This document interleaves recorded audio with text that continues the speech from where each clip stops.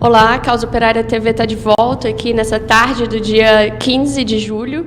E hoje a gente vai ter uma palestra do companheiro Rui Costa Pimenta sobre a Revolução Russa e a Revolução Permanente de Leon Trotsky.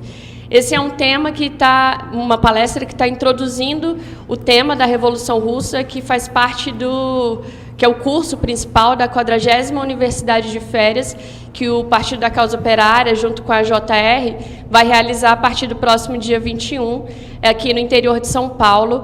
E a Revolução Russa é o curso central dessa Universidade de Férias, que vai ter uma série de outras atividades, e é uma atividade já tradicional do Partido da Causa Operária. São 20 anos de curso de formação política, sem dúvida, o mais tradicional curso de formação política da esquerda. Chamar vocês a se inscreverem para conhecer também a Universidade de Férias. A gente tem um site na internet que chama universidade.pco.org.br. Através desse site você pode ter mais informações e também contribuir financeiramente para que outras pessoas participem.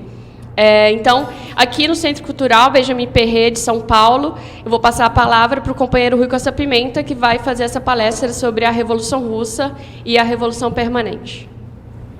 Bom, vamos lá, companheiros. Esse tema da Revolução Permanente, ele faz parte da Universidade de Férias. É um dos 7 temas que nós vamos tratar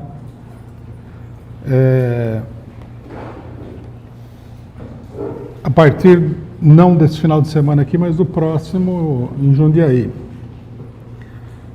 Eu queria aqui fazer uma introdução ao problema,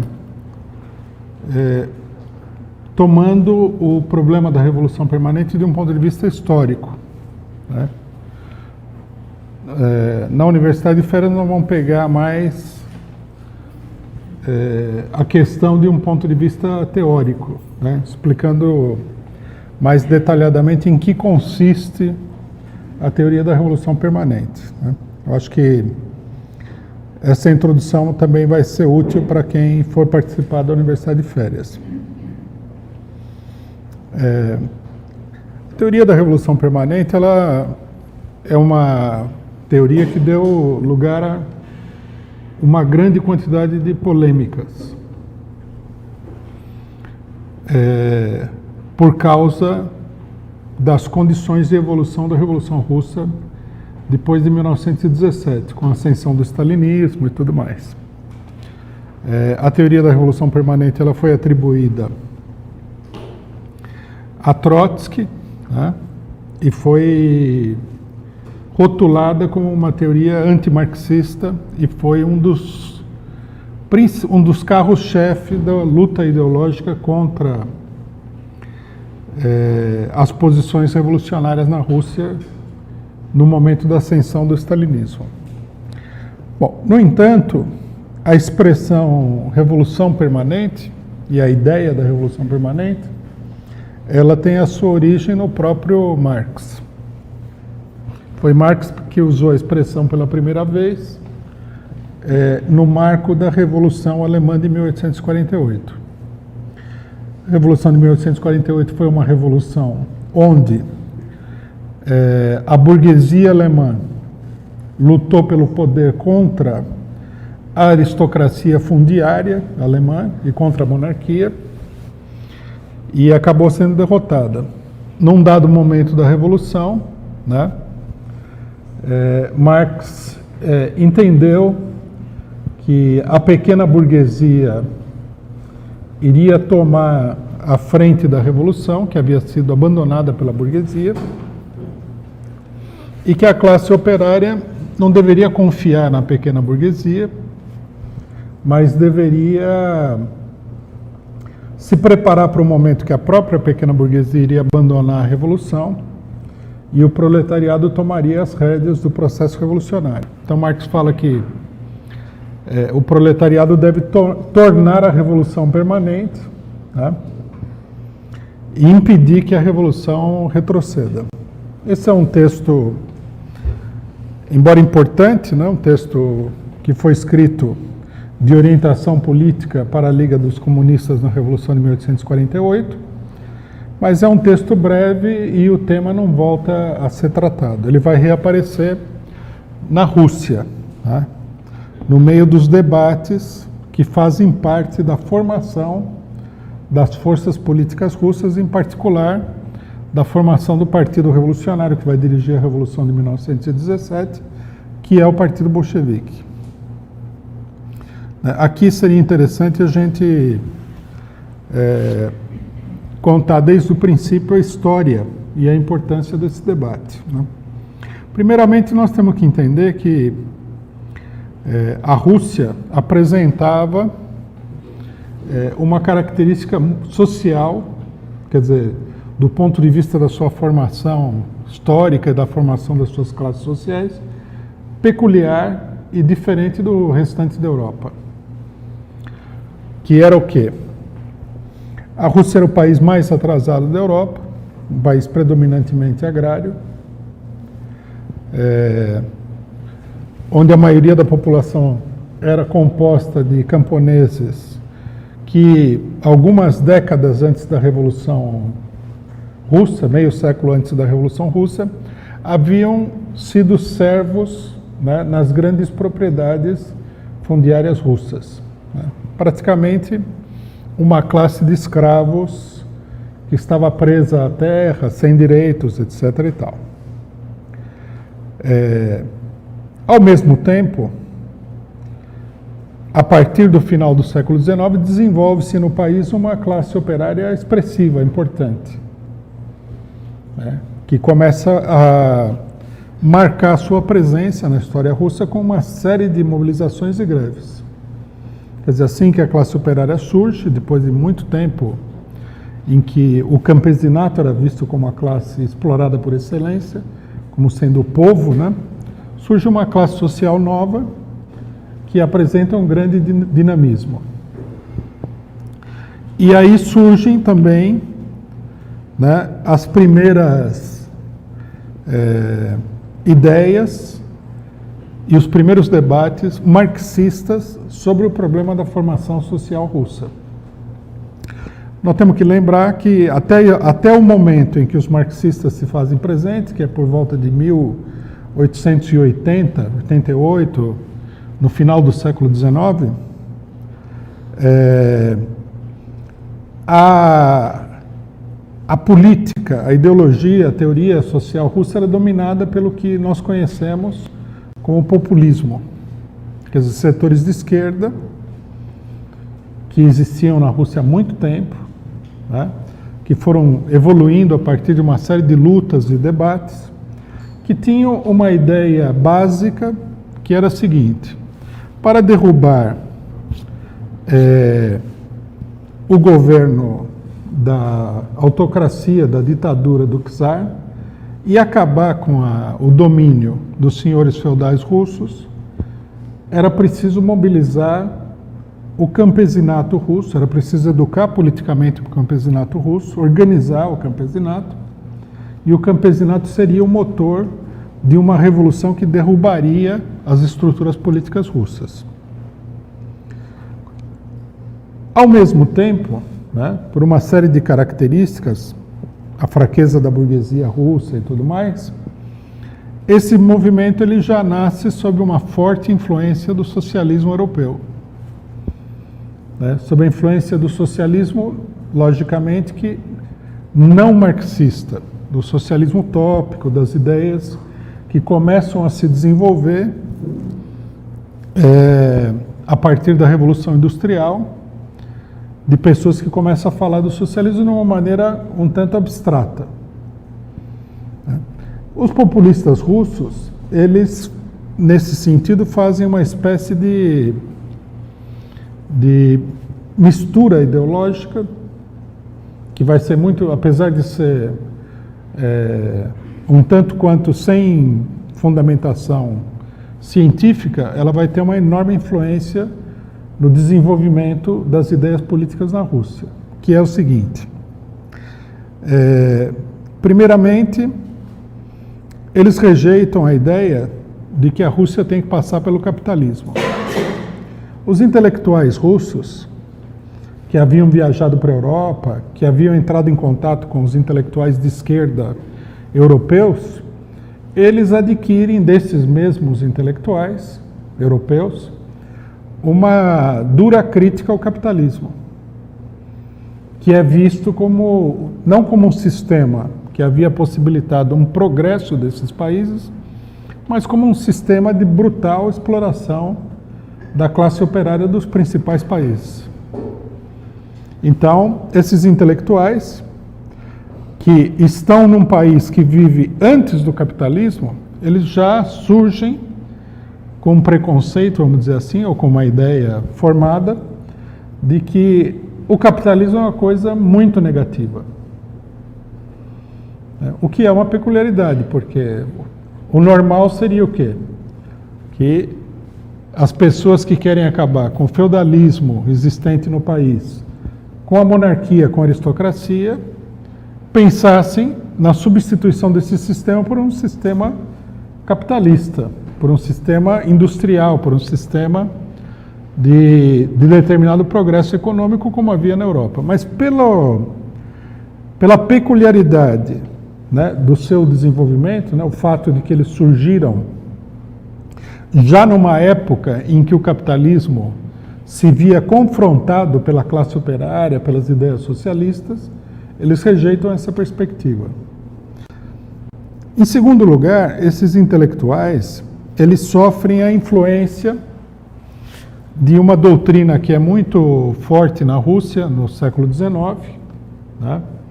E que, de um modo geral, vai ser uma doutrina de direita, que é a chamada eslavofilia, né? Os russos são eslavos, né? Pelo menos tradicionalmente nós consideramos assim, que eles são eslavos, e esses eslavófilos, eles viam o país como tendo um destino próprio, peculiar, messiânico. Quer dizer, é um nacionalismo romântico de características direitistas, como já havia aparecido em vários países europeus, né? Nas origens do romantismo, nós vamos ver aí o nacionalismo alemão, por exemplo, que também tem características reacionárias e direitistas. Esse movimento, né, que apresenta a Rússia como sendo um país especial, com destino especial, quer dizer, um movimento de características messiânicas, ele influencia a esquerda no sentido de que é possível que a Rússia caminhe para o socialismo sem passar pela etapa do capitalismo. Quer dizer, seria um país, nesse sentido, também muito especial. Os russos partiriam de uma economia agrária, e dessa economia agrária eles iriam diretamente, eles dariam um salto social, histórico, diretamente para o socialismo. Essa ideia se apoiava no fato de que na Rússia existia a instituição da comuna agrária, que era uma organização social de caráter coletivo que vigorava numa série de lugares após a libertação dos servos na Rússia. Quer dizer, então nós temos aí uma espécie de messianismo de esquerda, socialista, que via a Rússia com a possibilidade de realizar aquilo que outros países não haviam realizado. Pular a etapa do capitalismo, com todos os horrores do capitalismo, com todo o sofrimento que isso daí acarreta, e ir direto da economia rural, desenvolvendo de alguma forma essa economia rural, para uma economia socialista. Quer dizer, como vocês podem ver, é uma ideia muito particular desse movimento, que é um movimento pequeno burguês e nacionalista russo. Quando os marxistas aparecem na Rússia, eles aparecem inclusive de dentro desse movimento populista, eles se veem confrontados com a tarefa de questionar, né, de criticar essa teoria peculiar, essa teoria nacionalista do socialismo russo, né? A pessoa que, em primeiro lugar, vai apresentar uma teoria alternativa a essa teoria, digamos, uma teoria contrária a essa teoria, vai ser a pessoa que é considerada como o pai do marxismo russo, um militante e teórico marxista muito conhecido chamado Plekhanov, George Plekhanov.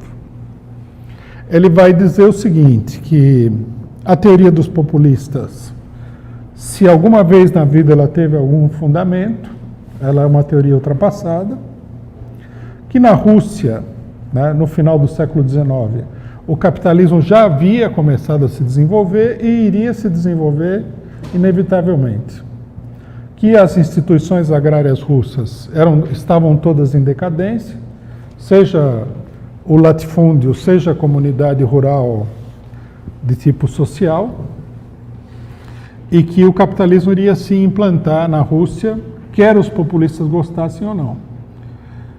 No livro mais famoso, onde ele expõe essas teorias, que é um livro chamado Nossas Diferenças, ele explica que o debate sobre se a Rússia vai ou não vai atravessar a etapa do capitalismo é um debate já ultrapassado, anacrônico, que o único debate é o que fazer diante do desenvolvimento do capitalismo na Rússia. Isso daí dá lugar, logicamente, a uma enorme polêmica, né? Mas os marxistas, nesse sentido, têm muito mais, estão com a razão e têm uma fundamentação muito clara da ideia de que o capitalismo está se desenvolvendo. Inclusive, um dos livros importantes, um dos textos mais importantes dessa polêmica é do próprio Lenin, que se chama justamente O Desenvolvimento do Capitalismo na Rússia, onde ele demonstra, com uma série de dados estatísticos e argumentos teóricos, que o capitalismo já está se transformando na forma dominante da economia russa em todos os lugares, e que a economia artesanal e rural, comunitária e tudo mais, elas estão em decadência, estão sendo superadas pelo capitalismo. Bom, diante desse problema do desenvolvimento do capitalismo, coloca-se uma nova contradição bastante importante, que é a seguinte: as pessoas que defendem a ideia de que o capitalismo está se desenvolvendo e que isso daí é o curso natural dos acontecimentos e que procuram demonstrar esse capitalismo e que, portanto, aparecem, né? É importante a gente ter a noção disso, aparecem como defensores do capitalismo, são justamente os representantes da classe operária russa. Enquanto que os representantes da pequena burguesia russa, que são os que defendem, né, o destino peculiar da Rússia, esses defendem que o capitalismo não vai se implantar e que a Rússia vai direto para o socialismo. Então, o problema para os marxistas nesse momento, que acabam, logicamente, vencendo essa batalha teórica, é estabelecer a política da classe operária diante desse fato. Você tem um país, que é um país extremamente atrasado, de maioria camponesa, onde o capitalismo começa a se desenvolver, começa a se implantar nos principais centros. Já é visível que ele é uma forma predominante, embora ele não seja a forma geral da economia russa naquele momento, ele é uma forma predominante da economia. Onde ele está, ele começa a dominar os outros ramos econômicos, como é natural do capitalismo, sendo um sistema superior, mais desenvolvido do que a economia agrária de tipo feudal. Aí o problema consiste no seguinte: o que a classe operária deve fazer? Né? Porque o programa da classe operária é acabar com o capitalismo e estabelecer o socialismo, o comunismo. E você está num país onde o capitalismo está se desenvolvendo, mas não conseguiu se desenvolver plenamente.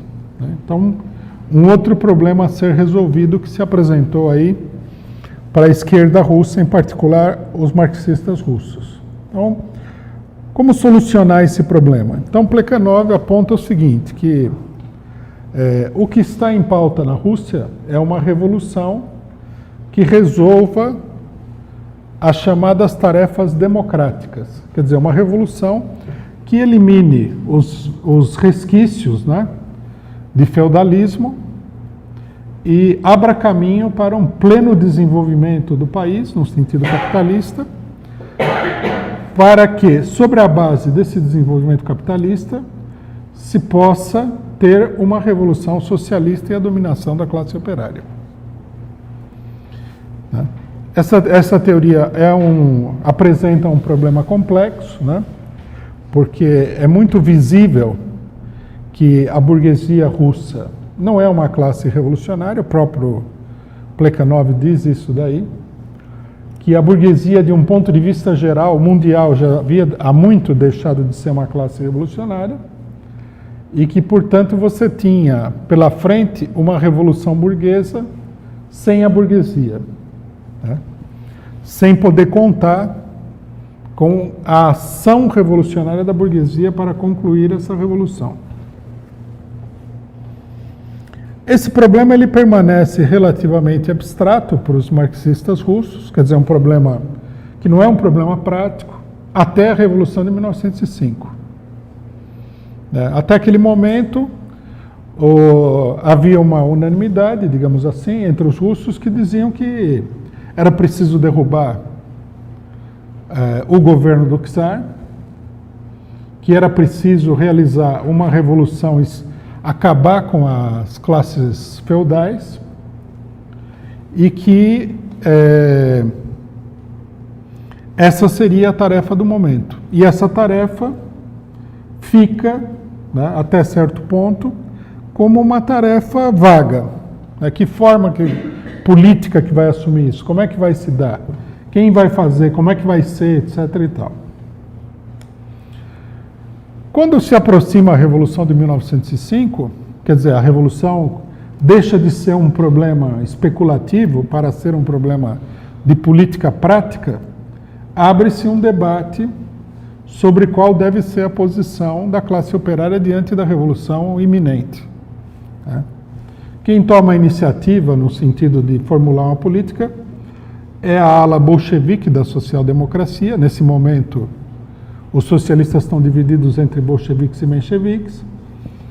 E Lenin escreve um conjunto de textos, dos quais o mais importante se chama Duas Táticas da Social-Democracia na Revolução Burguesa, onde ele procura definir de uma maneira concreta qual deve ser efetivamente a política dos revolucionários diante da revolução que vai acontecer. Então ele diz o seguinte: primeiramente, que a Rússia tem pela frente uma revolução que precisa resolver os problemas democráticos, quer dizer, acabar com o feudalismo, realizar a reforma agrária, acabar com a classe social dos latifundiários, da aristocracia fundiária, estabelecer um governo democrático como condição para que a classe operária possa lutar pelo poder. Só que aí ele procura resolver um problema que havia sido deixado em aberto e que é um problema complexo, que é o seguinte: se nós temos uma revolução burguesa, é a burguesia que vai fazer a revolução? Ele assinala claramente que isso está fora de cogitação, que a burguesia não tem condições de fazer a revolução. Então é preciso definir qual é a classe, ou quais são as classes, ou qual composição social será capaz de fazer a revolução. Então ele diz que, dada a presença, né, já muito importante da classe operária, que a revolução tem que ser feita por uma aliança entre a classe operária e o campesinato. Logicamente que isso coloca o problema do poder político. Se a burguesia não é uma classe social revolucionária, e se é o campesinato e a classe operária que vão derrubar o governo, quem é que vai assumir o governo? A burguesia? Se for assim, né, raciocinando logicamente, a revolução vai dar um passo atrás, porque a revolução vai levar ao poder uma classe que não é revolucionária. E Lenin explica, né, que não se trata simplesmente da administração do governo, mas que uma revolução deve dar lugar a um governo provisório, um governo que seja a expressão do poder absoluto das massas, para liquidar as classes sociais derrotadas na Revolução. Quer dizer, a Revolução tem que dar lugar a uma ditadura das classes exploradas contra os exploradores. Se a Revolução cai na mão de uma classe que não é revolucionária, então o poder político não vai resolver o problema de um ponto de vista revolucionário. O poder político vai ser utilizado para jogar a Revolução para trás. E aí ele faz uma declaração que é considerada por todos os socialistas da época como uma espécie de heresia. Ele fala o seguinte, que se estabelecendo um governo revolucionário, produto da aliança entre a classe operária e o campesinato, a classe operária tem que participar do governo. No que ele é acusado, né, pelos mencheviques, curiosamente, de oportunismo, porque ele quer que a classe operária, os representantes da classe operária participem de um governo capitalista, de um governo burguês. Né? Quer dizer, os mencheviques veem as contradições formais do problema, mas não veem o movimento dialético da própria revolução. Logicamente que Lenin está certo. Se você tem uma revolução, você tem que formar um governo revolucionário. Se esse governo vai ser revolucionário, ele tem que ser formado pelas classes revolucionárias. Não faz sentido nenhum, não é uma política revolucionária, você fazer uma revolução e entregar o poder para uma classe que não é revolucionária, que não vai cumprir as tarefas revolucionárias. Ele explica que se a classe operária não participa do governo provisório revolucionário, a revolução vai ser enfraquecida. Porque a classe operária é a classe social mais decidida na luta revolucionária. Quer dizer, é uma formulação baseada no que Marx havia escrito, em toda a obra de Marx, mas uma formulação claramente original, destinada a responder a problemas totalmente novos que estavam sendo colocados pela Revolução. A posição dos mencheviques, contrária a essa de Lenin, é a seguinte: a Revolução é burguesa, né? A classe operária e o campesinato tem que participar da Revolução, quer dizer, a Revolução tem que ser uma revolução popular, mas quem deve assumir o poder é a burguesia e a classe operária deve ficar como oposição dentro do regime que se formaria a partir da Revolução. Quer dizer, nós temos aí então duas perspectivas totalmente diferentes. De um lado, Lenin, que quer que a classe operária assuma o poder do Estado e use o poder do Estado para levar a Revolução até o fim, da maneira mais profunda possível, e os mencheviques que querem entregar o poder à burguesia e ficar como oposição. Formalmente, a posição dos mencheviques é a posição tradicional da social-democracia, né? A social-democracia, ela tinha se constituído durante anos, né, no século XIX, como um partido de oposição que se recusava a participar dos governos capitalistas. Quando a social-democracia francesa decide participar, um setor do socialismo francês decide participar de um governo capitalista, isso é condenado pela esmagadora maioria dos socialistas internacionalmente, inclusive Lenin, né, que condena. Mas aqui nós temos uma situação nova porque nós temos uma revolução. Bom, com essas posições, com essas divergências, né, com essas avaliações distintas, as facções políticas entram na Revolução de 1905. A Revolução é um dos primeiros grandes acontecimentos políticos do século XX. É uma etapa importante da Revolução Proletária. A classe operária russa tem uma participação de primeiríssimo plano na Revolução. É ela que é o protagonista número um fundamental da Revolução.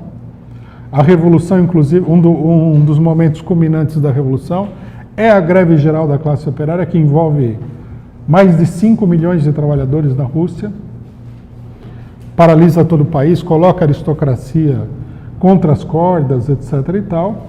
E isso demonstra, e a burguesia, logicamente, assume uma posição de recuo, adaptando-se a um acordo com a aristocracia diante da investida extremamente agressiva da classe operária contra o poder político. Então fica demonstrada aí a tese do Partido Bolchevique, de Lenin, de que a classe operária é a classe fundamental da revolução e que a burguesia ela iria trair a revolução, como ela efetivamente trai a revolução em 1905. Né?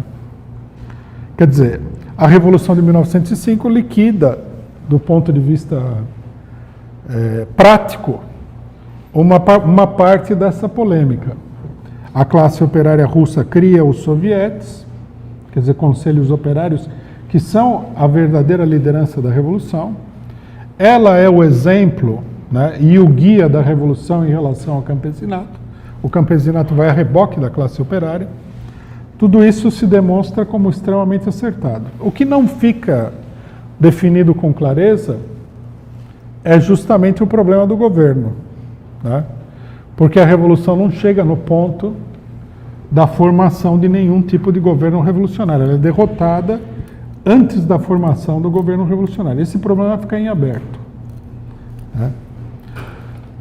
Quem vai apresentar uma primeira definição de qual seria o governo que sairia da Revolução Russa é um participante importante, né? Mas que atua numa certa medida fora das facções principais do socialismo russo, que é Leon Trotsky. Ele vai participar do Soviete de Petrogrado, principal do país, vai ser presidente do Soviete, vai ser o líder máximo do Soviete. Significa que ele, como pessoa, era a principal liderança da Revolução de 1905. E dessa posição ele vai tirar uma série de conclusões políticas importantes. Principalmente a seguinte. Ele diz o seguinte, que observando o que aconteceu na Revolução de 1905, fica claro que a classe operária não vai se deter diante da barreira, vamos dizer assim, do muro que havia sido erguido, teórico, de que a revolução é uma revolução burguesa e, portanto, o governo que sairia da revolução não poderia ser um governo socialista. Teria que ser um governo capitalista de alguma forma. Então ele diz o seguinte, que embora isso seja lógico, né, que como você não pode implantar o socialismo, você ainda tem que atravessar toda uma etapa de desenvolvimento do capitalismo,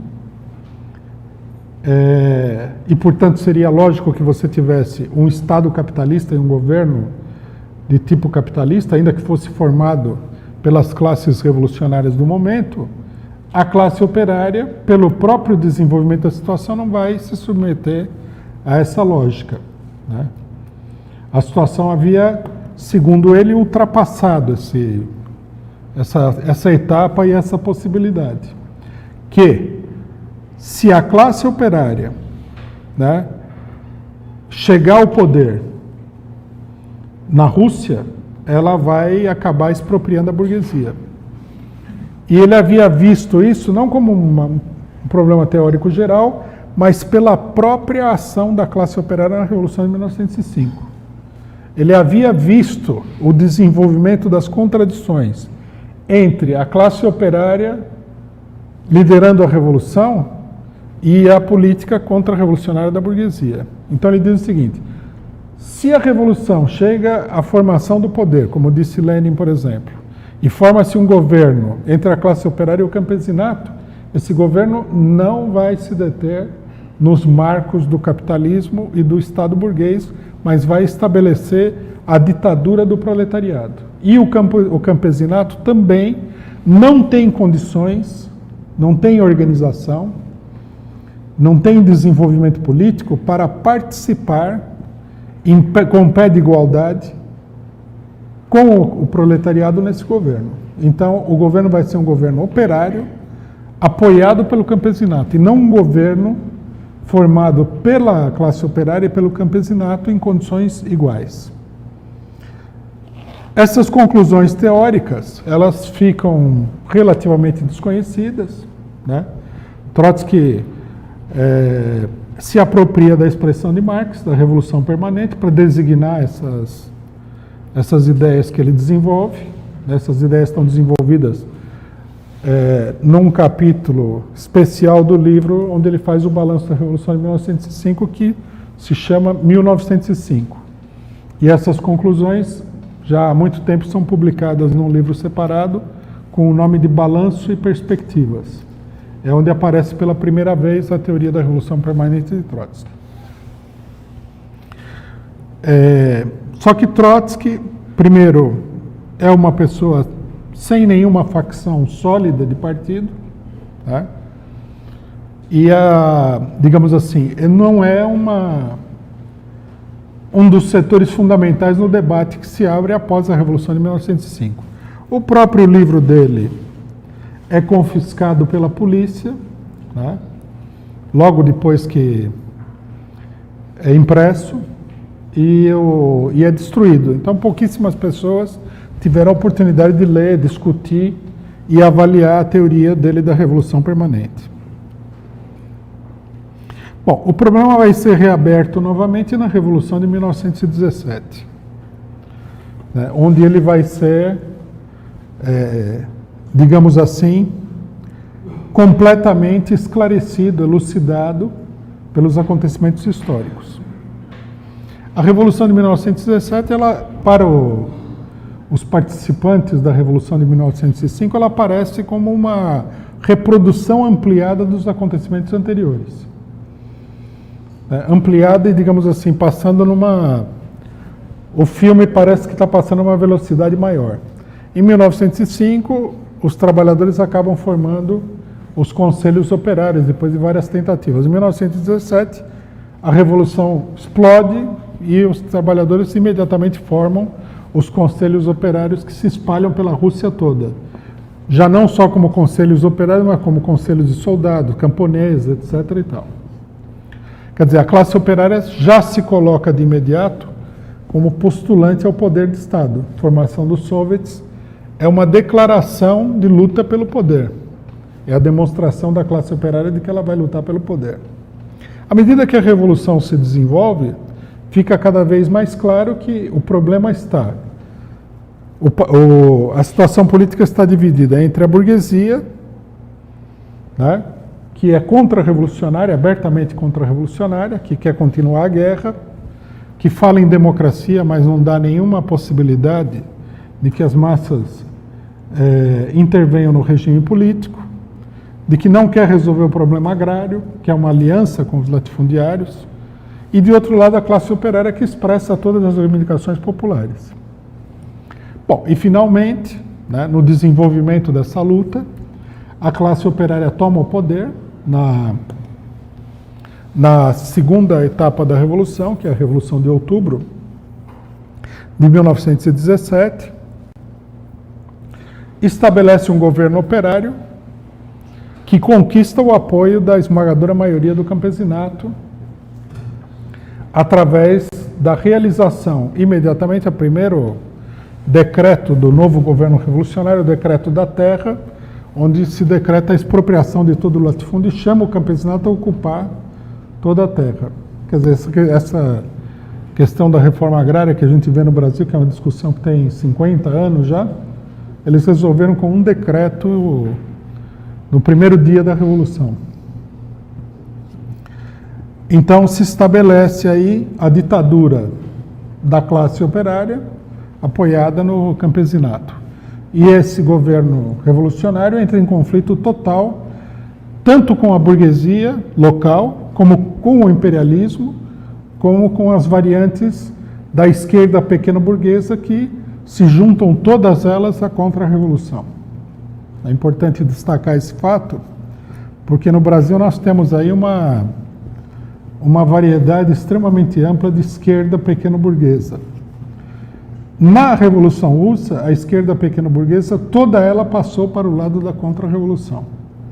Muita gente fala que os bolcheviques perseguiram a esquerda e tal, mas o pessoal se esquece que os exércitos contra-revolucionários, os governos formados pelo imperialismo inglês, pelo imperialismo francês, pelos generais do czar contra-revolucionário, eram todos integrados por essa esquerda pequeno-burguesa, né, pobrezinha, muito perseguida pelos bolcheviques. Então, a Revolução de 1917, ela esclarece de uma vez por toda o problema de quais são as classes dentro da Revolução Russa, né? Qual é a combinação dessas classes na Revolução, qual é a relação específica entre a classe operária e o campesinato. Por exemplo, o campesinato é uma classe dirigente da Revolução. A Revolução Russa mostrou de uma vez por todas que não. Que a classe operária, apesar de ser uma classe extremamente minoritária na Rússia, era a classe com maior capacidade revolucionária, maior capacidade de organização e que forma o governo revolucionário, mesmo sendo uma minoria dentro do país. Quer dizer, a Revolução Russa, nesse sentido, ela resolve um longuíssimo debate sobre a situação da Rússia e estabelece, né, a teoria, o programa correto para a Revolução, em geral, em todos os países do mundo, em particular nos países mais parecidos com a Rússia, que são os países atrasados. Quer dizer, se vai haver uma revolução, e vai haver uma revolução, na maioria desses países, em muitos já aconteceu e foi derrotada, é a classe operária que vai tomar a dianteira, que vai realizar essa revolução e vai estabelecer um governo, não um governo capitalista democrático, mas vai estabelecer um governo socialista, a ditadura do proletariado. Bom, como uma espécie de apêndice a essa história toda aqui, é importante destacar o que acontece com essa teoria da Revolução Permanente após a Revolução de 1917. Num dado momento da Revolução, uma camada pequeno-burguesa toma conta do poder, que é a burocracia estatal que se cria durante a Revolução, que começa a adquirir uma independência em relação à classe operária e acaba assumindo o poder através de uma facção do próprio partido bolchevique que havia feito a Revolução. Essa facção burocrática pequeno-burguesa nós conhecemos sob o nome de stalinismo, porque o principal dirigente dessa facção, durante muitos anos, vai ser o próprio Stalin, um velho militante do partido bolchevique. Lenin morre em 1924, mais ou menos no mesmo momento em que esse setor chega ao poder, e a situação internacional coloca o problema da aplicação daquilo que a Revolução Russa havia ensinado em 1917. O primeiro grande momento em que esse problema se coloca é a Revolução Chinesa de 1927. A China é um país atrasado também, parecido com a Rússia numa série de aspectos, diferente em outros aspectos também. Começa uma revolução e aí se coloca o problema. Quem é que vai dirigir a revolução? Os detentores do poder na União Soviética, eles rasgam tudo aquilo que havia sido ensinado na Revolução de 1917 e dizem que a classe operária tem que apoiar a burguesia chinesa. Na China existe um partido burguês que havia feito uma revolução em 1911, o Kuomintang, e esse partido, logicamente que era um partido muito popular, havia feito uma revolução, mas não havia conseguido completar essa revolução. Naquele momento, a cúpula do partido já estava completamente dominada pelo imperialismo, né, dirigida por um general do exército republicano chamado Chiang Kai-shek, e já assustada com a possibilidade da mobilização da classe operária que começava a agir de forma independente. A classe operária havia formado um partido comunista e havia mostrado a possibilidade de atuar como classe revolucionária, disputar o poder, etc. e tal. Aí o que acontece? A direção da União Soviética e da Terceira Internacional determina que o Partido Comunista Chinês ele ingresse no Kuomintang, no Partido Nacionalista, atue aí dentro e fique subordinado à burguesia. Quer dizer, ao contrário do que aconteceu na Revolução Russa. Na Revolução Russa, a política dos bolcheviques havia sido a de fazer com que a classe operária desenvolvesse a sua atuação independente, através dos soviets e tal, e contrapusesse os seus próprios interesses aos interesses da burguesia. Aqui, a determinação da direção stalinista é no sentido de que a classe operária fique subordinada e fique a reboque da burguesia na Revolução. Isso daí, logicamente, que leva a paralisação de toda a ação própria da classe operária, leva a que a classe operária acabe sendo vítima de 2 massacres consecutivos pelo exército republicano e fique anulada como fator político. E a revolução, logicamente, é derrotada, a burguesia chega a um acordo com o imperialismo, com os setores digamos assim, feudais da China, né? E a revolução é enterrada. Ela vai se reabrir depois da invasão japonesa, né? Da China, que é um episódio da Segunda Guerra Mundial. Né? Na luta contra os japoneses, aí o Partido Comunista Chinês vai se defrontar, depois de muito zigue-zague, com os nacionalistas, vai romper com a burguesia, contra as ordens da União Soviética, no caso, né? E vai tomar o poder. Quer dizer, contrariando também aí a política que havia sido seguida.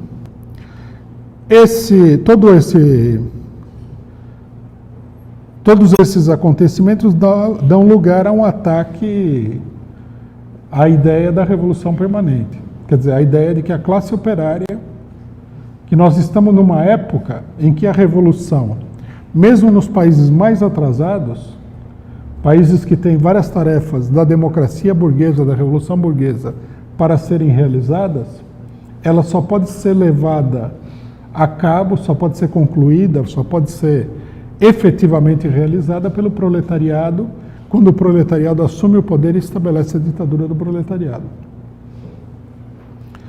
Então, aqui nós vemos a comprovação da tese pela negativa. Os partidos comunistas, stalinistas, eles vão provocar esse tipo de derrota, essa mesma política desastrosa, numa série de países, durante todo o século XX. Né? Não vai ser nenhum, nem dois, mas dezenas, provavelmente, mais de uma centena de revoluções que foram enterradas porque o principal partido da classe operária, que era o Partido Comunista, fica a reboque da burguesia, não consegue ter uma atuação independente, a classe operária não consegue desenvolver a sua ação própria na revolução e a revolução acaba sendo esmagada pela contra-revolução. Bom, vamos ao debate, companheiros?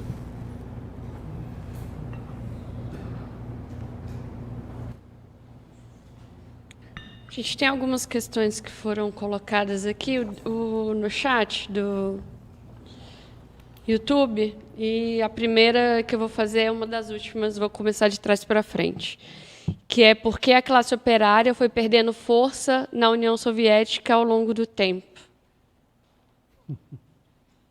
É o drama da Revolução.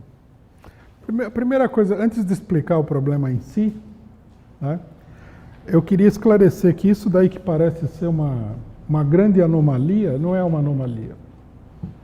Em geral, as revoluções elas perdem força. a revolução, nós temos que entender isso, primeiro que ela não é um fenômeno social exclusivo da Revolução Russa, da Revolução Proletária. O mundo conheceu um grande número de revoluções antes das revoluções proletárias. Revolução Francesa, Revolução Inglesa, quase toda a América Latina teve revoluções para se tornar independente da Espanha, de Portugal e tal. Quer dizer, é um fenômeno bastante expandido. Então dá para a gente dizer, né, observando todas essas revoluções, que elas têm digamos assim, uma lei natural. A revolução é o momento da mais alta tensão de forças dentro da luta social, dentro da vida social. As sociedades, elas são divididas. Elas têm um conflito dentro delas que é permanente. Esse conflito às vezes assume uma certa intensidade, às vezes essa intensidade abaixa, né, e há essa oscilação. A revolução é o momento em que essa tensão atinge o seu ponto máximo. Bom, se é assim que a revolução atinge o ponto máximo, é fácil de entender que a sociedade não pode viver eternamente no pico de tensão existente dentro da sociedade, né? E, portanto, que há o pico e depois há uma tendência natural a que a revolução ela ande para trás. Quer dizer, nesse sentido, o que aconteceu na Revolução Russa, se nós formos estudar uma por uma todas as revoluções, nós vamos ver o que aconteceu em todas. Quer dizer, a sociedade não consegue viver no máximo de tensão possível existente dentro dela. Quer dizer, as classes sociais cansam, os motivos que levaram àquela explosão, eles se modificam, etc. e tal. Então, quer dizer, primeira coisa que a gente deve esclarecer é que não há aí nada de extraordinário. A Revolução Francesa também refluiu. Agora, uma segunda questão é a seguinte: nós não devemos confundir nunca o refluxo com a inutilidade da revolução. Não há nenhuma revolução verdadeira que passe em branco. Todos os países que passaram por uma verdadeira revolução, com a participação das massas, etc. e tal, foram sacudidos e modificaram-se profundamente. Não há como você voltar atrás totalmente de uma revolução como essa. Veja a Revolução Francesa. O governo revolucionário foi derrubado. O governo revolucionário, digamos assim, do período de auge da Revolução Francesa, que é o governo jacobino do Comitê de Salvação Pública. Aí o governo foi assumido por uns oportunistas de quinta categoria no diretório. E depois o governo deles era um governo tão sem consistência que o governo desmoronou e assumiu o poder uma ditadura militar, Napoleão Bonaparte. Agora, aquilo que a Revolução Francesa realizou, que vai ser submetido a conflitos extraordinários depois da Revolução Francesa, até 1948, nunca foi revertido. Quer dizer, no caso da Revolução Francesa especificamente, a derrota do feudalismo, da aristocracia, etc. e tal, foi definitiva. A Revolução selou o destino. As forças reacionárias vão assumir o governo, né, depois da queda de Napoleão Bonaparte. Nós vamos ter 2 governos restauracionistas, mas esses governos restauracionistas, por mais que eles se esforçassem, não conseguiram levar a coisa de volta ao ponto de partida. Então, essa é uma segunda coisa que a gente deve lembrar. É claro que com a Revolução Proletária é um pouco diferente isso daí. Mas, de qualquer maneira, vigora a mesma lei geral, né? Por exemplo, o mundo pós-Revolução Russa nunca vai ser igual ao mundo antes da Revolução Russa. Não há como. A Revolução ela provocou um desenvolvimento na situação que é um desenvolvimento histórico fundamental. Bom, com relação ao problema do retrocesso da Revolução, nós temos que entender o seguinte, vamos dar uma resposta aqui bastante... a resposta mais geral do problema sem entrar em detalhes.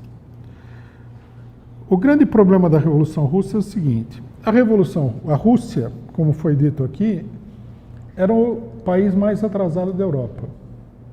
Não só ele não tinha se desenvolvido como país capitalista, como ele estava muito longe dos países capitalistas desenvolvidos.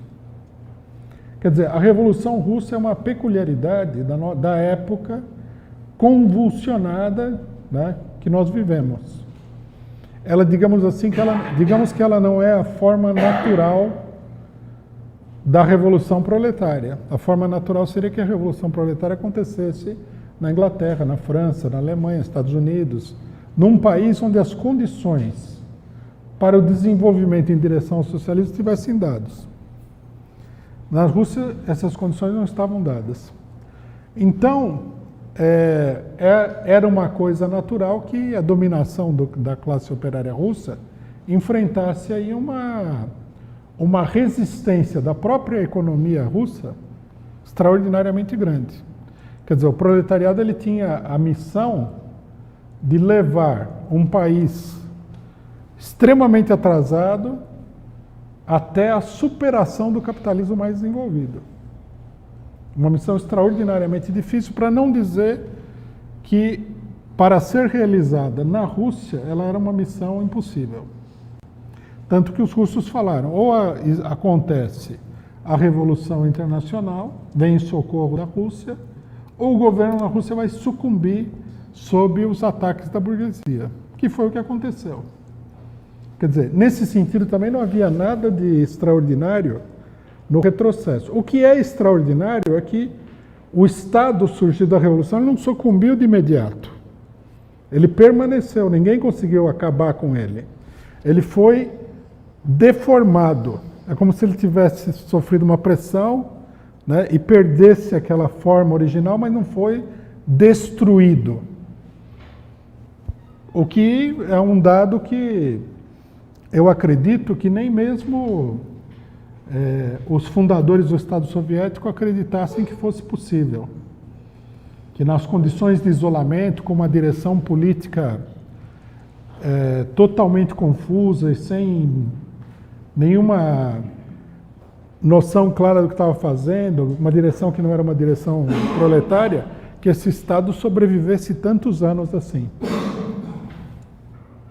E nós podemos ver que até agora o problema da restauração capitalista na Rússia, como aconteceu nas revoluções burguesas, é uma questão extremamente problemática, né? Nós poderíamos dizer que na Rússia existe uma espécie de capitalismo sui generis, caótico e tal, e meio sem uma grande consistência, né?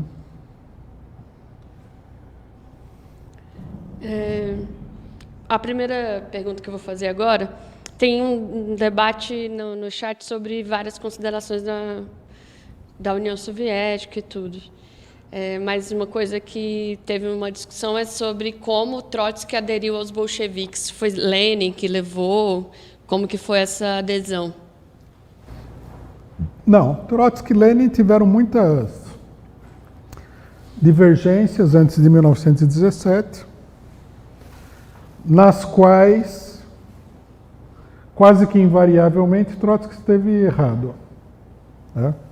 No final das contas, se a gente for fazer uma análise minuciosa dessas divergências, a divergência ela estava relacionada com uma incompreensão sobre a formação de um partido revolucionário. Quer dizer, Lenin compreendeu que era preciso estabelecer uma delimitação política clara com o setor oportunista do socialismo, né? Coisa que ele também foi vendo paulatinamente, e Trotsky achava que essa delimitação não era uma coisa essencial. A divergência fundamental esteve nisso daí. Quando começa a Revolução de 1917, o ingresso de Trotsky, não só do Trotsky, mas de muitos setores que não eram bolcheviques. Muita gente que aparece aí, muita gente acha que, as pessoas acham que são velhos bolcheviques, entraram no Partido Bolchevique na Revolução. Um caso interessante é o caso da Alexandra Kollontai, que foi ministra do Problema da Mulher, não sei o quê. Ela também não era bolchevique, ela entrou no ano da Revolução junto com Trotsky no Partido Bolchevique. Assim como entraram muitas figuras importantes. É uma coisa natural. Na hora da Revolução, muita coisa se esclarece. Certas divergências, que no momento parecem ser de uma importância extraordinariamente grande, deixam de parecer importantes, e o que parece importante é a unidade dos setores que defendem a Revolução. Então, Trotsky entrou com um grupo bastante grande de militantes socialistas que não eram bolcheviques. A gente pode dizer que eles eram mencheviques, mas o fato é que o chamado menchevismo era uma colcha de retalhos, tinha de tudo quanto era coisa e tal. Todos os setores que não eram bolcheviques eram considerados mencheviques na época, o que era uma definição bastante imprecisa, né?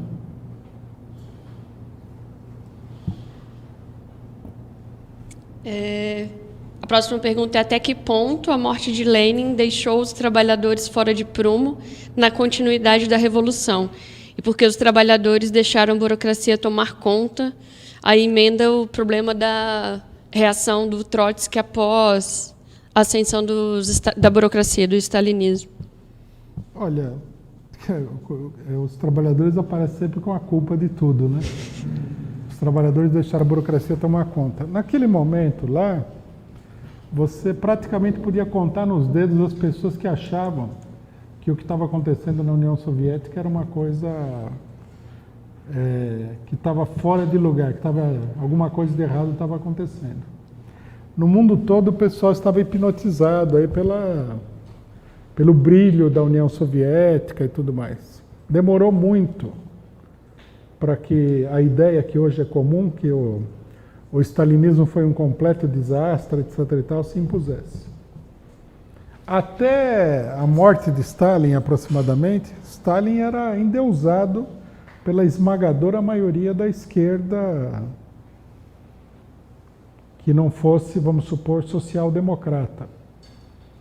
Os partidos comunistas na Europa e em vários países do mundo chegaram a ser os maiores partidos nos seus países. O Partido Comunista Italiano tinha 2 milhões de filiados. Era uma coisa gigantesca. Dominava uma quantidade enorme da classe operária italiana. No Brasil, o Partido Comunista Brasileiro, depois da guerra, Prestes foi eleito senador em 2 estados. Eles elegeram uma bancada sendo Partido Comunista, né?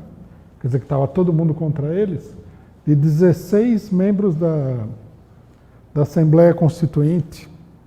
O candidato, o Prestes lançou aí um candidato, uma espécie de Dilma Rousseff para presidente da República, e teve uma votação, um desconhecido, né? Uma pessoa completamente desconhecida, teve uma votação enorme. Quer dizer, a ideia de que o stalinismo é um mal, agora é popular, mas até a morte de Stalin e até muito tempo depois não era tão popular assim. Quando Trotsky falou que a revolução estava dando marcha ré, que era uma burocracia, muita gente, até gente séria, honesta, achou que ele estava totalmente errado. Totalmente errado. Talvez não tivesse enfrentado as críticas dele com o fanatismo de certos stalinistas, mas não concordava. Por isso o trotskismo viveu uma época de profundo isolamento político durante muitos anos. Então, quer dizer, não tem nada a ver com os trabalhadores que deixaram. A maior parte das pessoas nem entendeu que havia acontecido alguma coisa de extraordinário ali. Nem entendeu. Não é que eles deixaram, eles não conseguiram nem ver. Na realidade, se a gente for ver bem mesmo, nem o próprio Trotsky, embora ele tenha sido o primeiro a se levantar contra o problema, num primeiro momento entendeu exatamente o que estava acontecendo. Tanto que ele tem um texto que se não me engano, é de 1926, onde ele fala o seguinte: existe toda uma discussão, né, sobre o retrocesso da Revolução, Ele fala, na realidade, nós temos que reconhecer aqui que esse retrocesso já aconteceu em 1924. Quer dizer, ele mesmo reconhece que na hora que aconteceu, ele, Trotsky, que não era uma pessoa qualquer, não tinha entendido o que aconteceu. Então nós temos que ter um pouquinho mais de cuidado com essas coisas e entender que o stalinismo foi um problema novo para a classe operária. E a classe operária toda, inclusive os seus dirigentes, setores mais esclarecidos, foi pega de surpresa por esse desenvolvimento. Não conseguiu ver. Lenin advertiu que tinha um problema, Trotsky achava que tinha um problema, mas eles mesmos tiveram dificuldade de entender, porque era a primeira vez que aparecia o problema. Você veja que no Brasil, nós estamos diante de um golpe de Estado já faz um tempão, e está cheio de gente que não conseguiu ver o golpe de Estado até agora. Você imagine se fosse uma coisa totalmente nova. Então, coitado, os trabalhadores...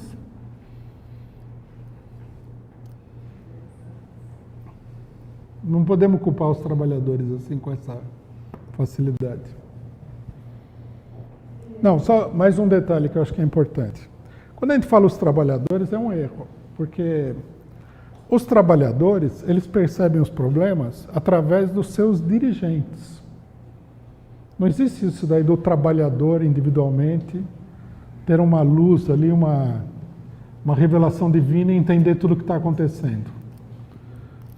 Se nós estamos tratando os trabalhadores como classe, nós temos que entender que essa classe ela tem organizações, ela tem formas políticas e outras através das quais ela consegue se apoderar dos acontecimentos e entender o que está acontecendo. Então, a tarefa principal de entender as coisas é dos dirigentes. Então, o que a gente deveria perguntar não é se os trabalhadores da Rússia perceberam, é se a direção dos trabalhadores percebeu. Eu diria que, embora num primeiro momento a situação fosse confusa, né, os marxistas russos, Trotsky e outros, perceberam com bastante rapidez o que estava acontecendo, interpretaram os acontecimentos e elaboraram um programa de luta contra esse desenvolvimento da burocracia na Rússia. A próxima pergunta é: as grandes revoluções foram bem-sucedidas porque as vítimas do sistema se levantaram contra o poder dominante.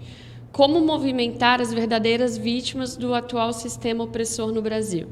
E aí eu já emendo a outra que diz o seguinte: é possível uma revolução do proletariado sem um proletariado revolucionário?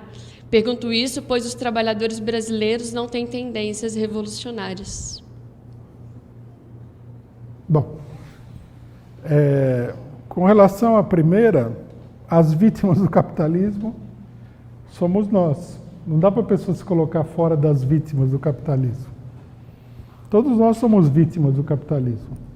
Finalmente nós vivemos nessa sociedade aqui que é uma sociedade caótica. Nós vivemos no meio do caos, como se a gente vivesse num grande depósito de lixo, né?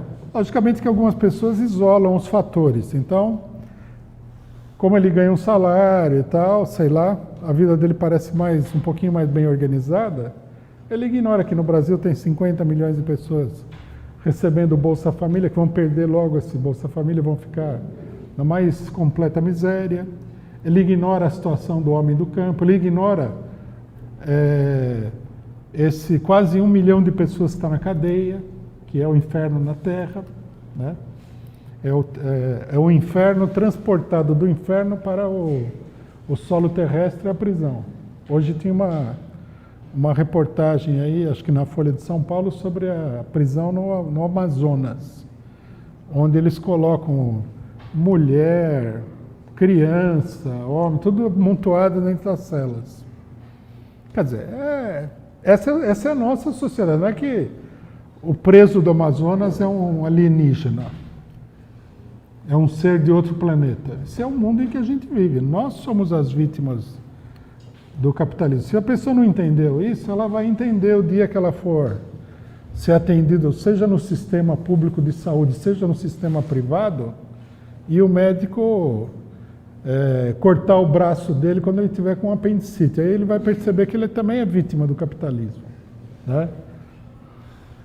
Quer dizer, o capitalismo faz vítimas todos os dias. A sociedade brasileira é um caos. E a pessoa fala assim, quando é que as vítimas vão se levantar? As vítimas somos nós. Quando é que nós vamos nos levantar? Esse que é o problema. Essa é a primeira questão que precisa esclarecer, né? Todo mundo que está dentro do capitalismo, num certo sentido, num determinado grau, é uma vítima do capitalismo, embora alguns, né, sejam os beneficiários desse caos que se criou no mundo com o capitalismo.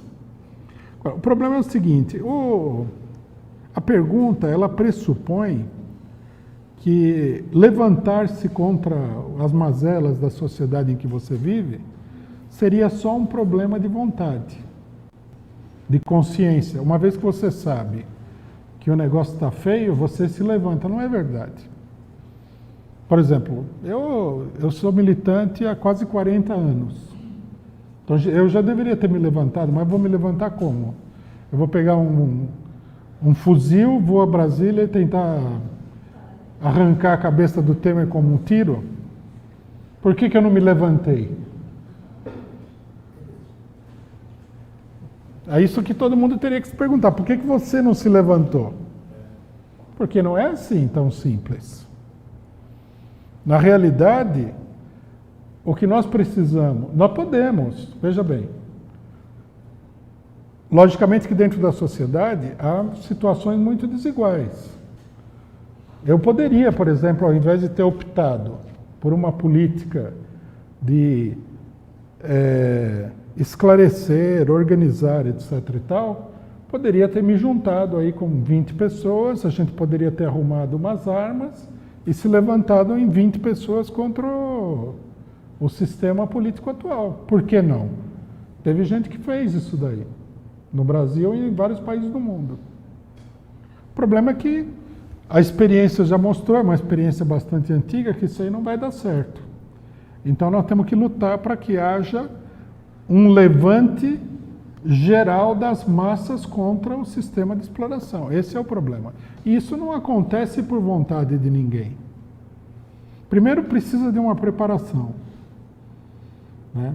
Ninguém pode acreditar que uma revolução seja uma espécie de estouro da boiada, que você vai lá dar um tiro para cima, que nem em filme de cowboy, e as vacas saem todas voando lá, atropelando tudo pela frente. Não é assim. Em primeiro lugar, não é assim. Toda revolução, ela teve uma longa preparação política. Segundo, a revolução, ela é um método radical de resolução de problemas políticos. A tendência geral da sociedade, da classe operária inclusive, é de tentar resolver os problemas por vias mais econômicas, se elas se apresentam. Então, por exemplo, você tem eleição. Por que eu vou fazer uma revolução se eu acredito que eu posso eleger o Lula e vou ter o mesmo resultado? Então, vou eleger o Lula, porque a revolução vai morrer gente, vai ter destruição, vai ter derramamento de sangue. A eleição não, vai todo mundo lá, vota, se organiza, faz campanha, distribui papel na rua para o pessoal e dá o mesmo resultado. Bom, até a pessoa entender que essa eleição nunca vai dar o mesmo resultado que uma revolução, é preciso que uma série de coisas aconteçam. Para que eu vou fazer uma revolução se eu acredito que fazendo discurso no Congresso Nacional posso mudar o mundo todo? Aí o cara tem que ver o que está acontecendo hoje, né? Compreender que aquele Congresso Nacional é uma fossa a céu aberto, que nada que tem ali, que tudo ali é podre até o extremo, para ele falar, isso não vai dar, não adianta tentar votar. Porque o voto, a eleição do deputado, parece ser mais simples. Aí a hora que ele perceber que ou ele não ganha eleição, ou quando ele ganha eleição ele não faz nada, ou as instituições são todas controladas pela burguesia, são podres, até que haja esse tipo de coisa, aí vai É preciso que as condições se reúnam para que a pessoa tenha essa compreensão. Né? Normalmente as revoluções elas são o resultado de algum evento catastrófico na sociedade. Ou você tem uma situação de degradação econômica tão grande que o povo começa a passar fome e percebe que precisa de uma solução imediata e não vai resolver o problema pelas vias ditas tradicionais, começa a se criar aquele ambiente propício à revolução. Ou você tem uma quebra da economia tão profunda que isso daí impele, quer dizer, as revoluções acontecem devido ao colapso catastrófico do sistema. Elas não acontecem porque as pessoas têm uma consciência A, B ou C. Se o capitalismo não fosse um sistema dado a entrar em colapso e de maneira catastrófica, não haveria revolução nenhuma nunca. A revolução não é produto de um acordo filosófico das pessoas sobre uma determinada coisa. A atividade dos revolucionários não é provocar artificialmente uma revolução, é preparar, né, o povo, digamos assim, a classe operária, para que no momento da revolução as condições sejam as melhores possíveis. Quer dizer, ele procura organizar, acelerar, impulsionar um processo que vem das condições objetivas da sociedade. Vocês notem o seguinte, o revisionismo da Segunda Internacional, os revisionistas, eles falaram o seguinte, que a teoria de que o capitalismo vai cair por um evento catastrófico, que eles chamavam de teoria da catástrofe, ou a teoria da derrubada, eles achavam que essa teoria não tinha sentido, que não ia acontecer isso daí. Que era preciso uma tomada de posição moral da sociedade para que se chegasse ao socialismo. Isso daí é a revisão do ponto essencial do marxismo. Sem que o sistema todo chegue num ponto catastrófico, não vai haver revolução. Você pode ver que quando houve alguma revolução é porque a coisa chegou num ponto catastrófico. Por que houve a Revolução de 30 no Brasil? Porque a quebra da Bolsa de Nova York acabou com o principal sistema econômico dentro do Brasil, que era o café. Destruiu a especulação com o café. Provocou uma quebra generalizada. Daí que surge a Revolução, de uma catástrofe. Lógico, havia insatisfação antes, houve preparo, houve agitação política, organização, um monte de coisas. Mas a derrubada de todo aquele sistema só aconteceu aí. E assim foi com todas as revoluções. A Revolução Russa, o povo foi empurrado até o limite do limite com a guerra. Agora, aí alguém poderia falar, bom, então a revolução é uma coisa artificial. Você precisa de um fator exterior, não é o povo. Não, não é isso. A revolução é o resultado do fato de que o capitalismo cria sistematicamente uma situação catastrófica. Por isso vai haver a revolução. Quando você tem centenas de milhões de pessoas morrendo de fome no mundo, você já tem os elementos de uma situação catastrófica. Quando você tem milhões e milhões de desempregados, milhões e milhões, bilhões de pessoas na miséria, você tem uma situação catastrófica. Por isso que o capitalismo conduz à revolução. E no Brasil a mesma coisa.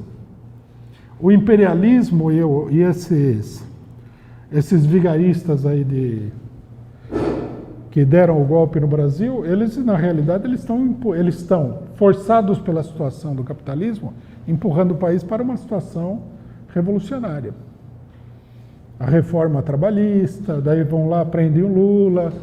Você não gostou da reforma trabalhista, quer agora eleger o Lula para ele dar uma Bolsa Família, alguma coisa? Não vai eleger ele. Você quer fazer greve? Não vou permitir. Você quer ter um sindicato? Não vou deixar. Bom, aí chega uma hora que a situação vai apertando, chega num ponto de fusão e explode mesmo. A nossa função seria de esclarecer, preparar conscientemente, né, essa revolução que não depende da nossa ação, depende das condições sociais exteriores.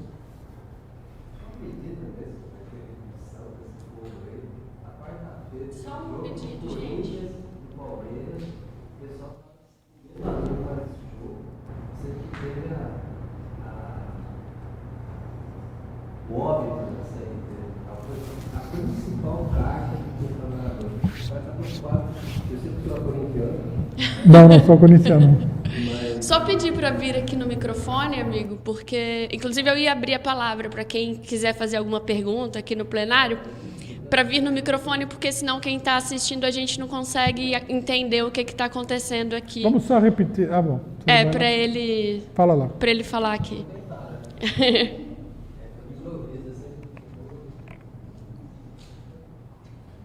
Boa tarde, né? Então, eu só queria saber se o senhor acredita que vai ter existe um processo revolucionário com esse povo brasileiro que pensa em jogo de futebol na quarta-feira, sendo que foi rasgado CLT no dia anterior, né, se salvo engano. É só isso. Isso não é só eu que estou pensando. Eu me sinto um banana em termos de política. Se eu estou aqui, é porque o negócio está feio. Está feio. Está feio, porque eu odeio política. Eu odeio. Sinal de que a coisa está caminhando para a revolução. Eu odeio. E é o senso comum na internet, nas redes sociais, né? Blogs, que o povo brasileiro é um banana. Você vai nesses botecos, eu percorri aí, fui bater um rango aí. É igual aqui, em qualquer lugar que você vai, é o mesmo povo. Eu sinceramente, eu acho muito otimismo da sua parte, achar que existe um processo revolucionário. Existe uma indignação, mas daí indignação até um processo revolucionário, porque isso quer dizer sangue, isso quer dizer ficar, né, refém de uma escopeta na sua cara. Eu acho que, pelo que eu conheço do meu povo, isso está longe de acontecer, não sei. É só uma opinião, eu gostaria que só... Não. É uma boa pergunta essa daí para esclarecer. Eu queria dar um exemplo, né? Um exemplo que mostra que, no final das contas, isso que é a aparência das coisas no Brasil é o que sempre... É o natural, é normal, é o que sempre foi. Vamos pegar o melhor exemplo de todos, a Rússia. Como é que começou a Revolução de 1905? Onde rolou sangue, teve enfrentamento, barricada e tal. Foi uma revolução, digamos assim, a caráter. Como é que ela começou? Vamos contar um pouco da história desse levante revolucionário, que é um dos primeiros do século XX. O mais importante da classe operária até então. O governo russo, ele havia, para combater a influência dos socialistas nos sindicatos, ele criou sindicatos organizados diretamente pela polícia política do regime. A Rússia, não sei se vocês sabem, ela teve a maior organização policial que o mundo já tinha conhecido até então, que era chamada a Ucrânia, que botava espiões em todas as organizações de esquerda, em todo lugar. O que era até natural, porque os revolucionários tinham matado 2 czares até então. Quer dizer, os revolucionários russos também não eram pouca coisa, né? Isso fora vários atentados contra outras pessoas. Bom, aí eles criaram esses sindicatos, foi criado pelo chefe de polícia de São Petersburgo, na época, chamado Zhubatov. Eles são conhecidos na história como sindicatos zubatovistas, ou seja, sindicatos policiais. É como se a Polícia Federal aí, ou a PM criasse sindicatos para impedir os trabalhadores de ficar na mão da esquerda. Que é uma coisa que até pode ser que a gente venha a ver aqui no Brasil. E esses sindicatos, uma parcela importante deles, era dirigida pela Igreja Russa, a Igreja Ortodoxa Russa. E o principal dirigente desses sindicatos zubatovistas era um padre que era um agente da Ucrânia, quer dizer, um agente policial, chamado Gapon. Padre Gapon, que veio a ser uma pessoa muito famosa na história da Revolução Russa. Aí, como havia uma insatisfação, né, em 1905 e tal, o Padre Gapon decidiu organizar aí uma mobilização, porque ele sentia que as coisas podiam escapar do controle. Então ele organizou uma manifestação que é muito parecida com o que você descreve do brasileiro. Era uma manifestação, era a favor da monarquia. Eles pediam coisas, mas eles pediam assim como se eles fossem uns capachos do governo, os operários. Então eles iam com o retrato do czar, com faixas que diziam: czar, nosso pai, veja as nossas dificuldades e tal. Não, mas era exatamente assim. Iam com uma cruz, né, com o retratinho do santo. E com a maior, assim, a coisa mais... Parecia uma manifestação dessas que a gente viu aí na Paulista dos Coxinhas. Tá certo? Aí saíram em manifestação para ir até o palácio do czar, para pedir humildemente que o czar considerasse os problemas deles. Só que a manifestação era uma manifestação enorme. E a polícia, mesmo sabendo de tudo, vendo o negócio, devido ao tamanho da manifestação, achou que não dava para permitir que essa manifestação chegasse no Palácio do Planalto, lá do czar. E botou, como a gente já viu aqui no Brasil, botou o exército entre o palácio e os manifestantes. E o exército abriu fogo contra os manifestantes e matou um monte de gente. Assim começou a Revolução de 1905. Os operários jogaram fora o retratinho do czar e pegaram um fuzil e partiram para cima do governo numa maior violência. Quer dizer, a opinião das pessoas muda com muita velocidade. Você mesmo falou, há uma insatisfação do pessoal. Bom, um conjunto de acontecimentos políticos pode levar a que isso se transforme o país numa verdadeira fogueira. O povo russo da Revolução Russa, ele era muito mais atrasado culturalmente do que o povo brasileiro. Não vamos falar do campesinato, que tradicionalmente é atrasado. Todo mundo sabe que o homem do campo ele vive em condições de muito maior atraso cultural do que a pessoa na cidade. A classe operária russa, 90% dela era constituída de analfabetos. 90%. E foi essa classe que fez a revolução. Dessa classe analfabeta surgiu o grupo de revolucionários mais preparado que o mundo já conheceu até hoje. Surgiu um Lenin. Quer dizer, uma pessoa cuja estatura é... Nós não vamos ver de novo um Lenin na história da humanidade. Não vamos ver isso aí. Assim como a gente não vai ver um Marx. Eles surgiram de condições extremamente precárias. Se nós formos ver as revoluções, a Revolução Francesa também, tudo, nós vamos ver que o povo aguentou, né, aquele tratamento miserável de cachorro durante séculos até que num dado momento a coisa explodisse. A nossa vantagem o que é? Não temos que esperar séculos para ver o negócio explodir. A situação ela é potencialmente explosiva hoje. Não há dúvida nenhuma. Isso daqui é fácil de constatar, vou até mostrar. PCO, um partido que viveu num isolamento total durante muitos anos. Eu milito há muitos anos. Teve momentos bons, né? Que tem a ver também com a sua pergunta. Já vi a classe operária brasileira em ação. É uma coisa para a classe dominante se preocupar. Porque a classe operária brasileira é uma classe operária muito combativa. Né? Nos anos de 1980, as greves foram uma coisa assim, foram uma epopeia. Eu participei de muitas dessas, por isso também eu tenho a convicção da capacidade de luta dos trabalhadores. O prestígio do Lula não saiu de discursos. Vocês todos aqui, a maioria não viu isso, acho que talvez ninguém tenha visto isso. Vocês precisariam ter ido no ABC quando teve as greves de 1979 e 80 para ver o que era a relação do Lula com a classe operária. Vocês verem lá 40, 50 mil trabalhadores em assembleia, né? E o Lula com aquele bafo assim dos trabalhadores em cima dele. E ele, tudo bem que ele sempre foi um político hábil e tal, mas ele seguia mais do que o que a situação ditava do que ele estava pensando.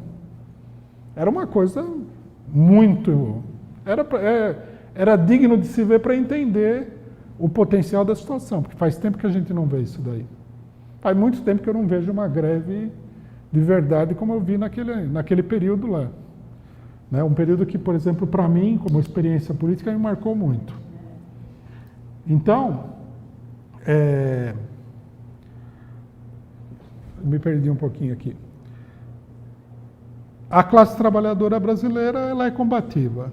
E nós estamos vivendo um momento aqui em que a situação está...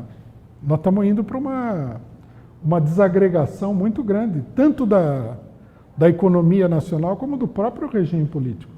Vocês acreditam que esse regime político vai conseguir se sustentar se os trabalhadores começarem a sentir os efeitos, né, dessa cirurgia que foi operada aí agora? Eles vão ter autoridade política, moral para controlar o que vem pela frente? Não. O problema fundamental é esse. E de mais a mais, nós temos que ver o seguinte. Embora a maior parte da população não tenha se mobilizado, nós temos que ver que no Brasil existem organizações populares, operárias, muito poderosas. Né? A própria figura, o próprio fato de que exista uma pessoa que tenha adquirido essa popularidade, como é o caso do Lula, mostra o nível de desenvolvimento da classe trabalhadora. Porque o normal é o trabalhador ficar a reboque dessas figurinhas de terno e gravata e do Congresso Nacional e tal. E vou dizer mais, o que está acontecendo no Brasil não é um caso isolado. Isso, eu acho que talvez seja a primeira vez na história do capitalismo em que a situação ela é uma situação muito crítica em todos os países do mundo. Não tem um país que você fala, não, isso aqui está tranquilo. Não, em todos a situação está se degradando rapidamente, de maneira grave, em todos. Nos países mais ricos cresce a extrema-direita, ou então cresce a esquerda. Você vê, tem extrema-direita poderosa na Suécia, na Suíça. Pô, se a Suíça, que é um país que sempre perto do Brasil, assim, seria o paraíso na Terra. Se vocês alguma vez tiveram a oportunidade de ir à Suíça, vocês iam ver. Parece que a Suíça parece assim esses parques de diversões que tem casinha de boneca. É tudo limpo, né? Não parece de verdade, não sei, faz tempo que eu não vou lá, foi muitos anos atrás. Mas não parece de verdade. Bom, tem extrema-direita, tem crise econômica, tem crise social, tem discussão sobre Bolsa Família. A Suécia. O mundo todo, o capitalismo, ele tá respirando aí com a ajuda de pulmão artificial. Não vamos nos enganar. E isso daí não tem recuperação, também tem esse detalhe. Pode ter algum momento assim de alívio, mas recuperação, não. A trajetória do capitalismo ela é ladeira abaixo. A crise é muito grande. O que tem pela frente é mais conflito social, mais fome, mais crise, mais problema, e guerra e revolução. Você vê que os malucos nos Estados Unidos, tem maluco que se dependesse deles já teriam feito guerra contra o Irã. Vocês imaginaram o que é uma guerra dos Estados Unidos contra o Irã? Outros querem fazer guerra contra a Rússia. Quer dizer, já aquele tempo em que o pessoal era mais ou menos normal, falava, não vamos exagerar aqui que vai dar problema. Não, esse tempo já passou, nós estamos na época do tudo ou nada. Isso é muito importante. E no Brasil, Ah, sim, agora me lembrei que ia falar que é muito importante. O PCO, a partir de 89, da primeira eleição, que o Lula foi derrotado, entrou o governo FHC, e o PCO era um pária dentro da política nacional. Você não conseguia nem falar nos lugares, os militantes do PCO. Né? A gente era perseguido em tudo quanto era lugar por todo mundo. Agora, você vê, essa palestra que nós fazemos aqui no sábado de manhã, tem 20 mil espectadores.